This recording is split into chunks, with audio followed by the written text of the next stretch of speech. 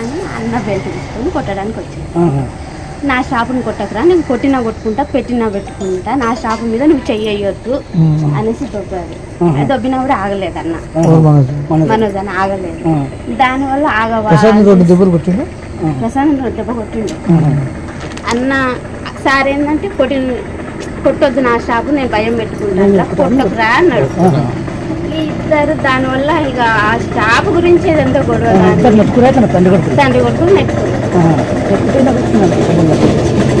అసలు దెబ్బలు నాకు తెలిసి దెబ్బలు తగ్గలేదు, ట్రై చేసుకున్నారు. దెబ్బలు తగినంత ఇది ఏం పాత ఉన్నాయి, అది ఇది ఒకటేసారి. అన్నదమ్ములకు మంచి గద్దలు ఉన్నాయి. ఏమన్నా మౌనిక మేడం చేసుకోవడం ఇష్టం ఫస్ట్ నుండి వాళ్ళకి ఇష్టం లేదు. దానివల్ల కొంచెం వాళ్ళు ఫస్ట్ నుండి డిస్టర్బెన్స్ ఆ విషయం మీద.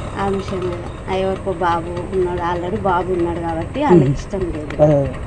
ఇంకా దానివల్ల అది జాబు వల్లనే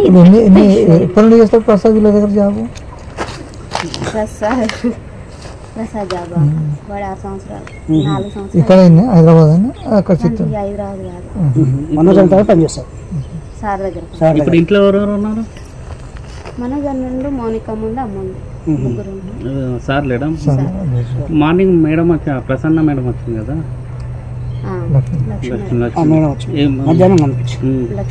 అంటే ఏమన్నా సంజాయించిందా లేకపోతే చెప్తుంది ఇంకా ఫోన్ చేస్తారు.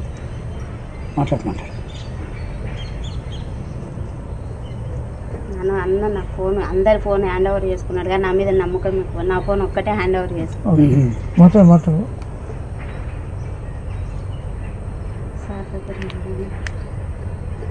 ఎన్ని గంటలకు అయింది? నైట్, శనివారం నైట్.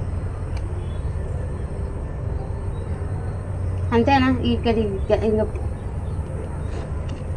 సారు ఎక్కడ ఏం జరుగుతుందో తెలుసుకోవడానికి ఫోన్ చేద్దాం అన్న. రాడు, నాకు తెలిసి మా విష్ణు అన్న రాడు.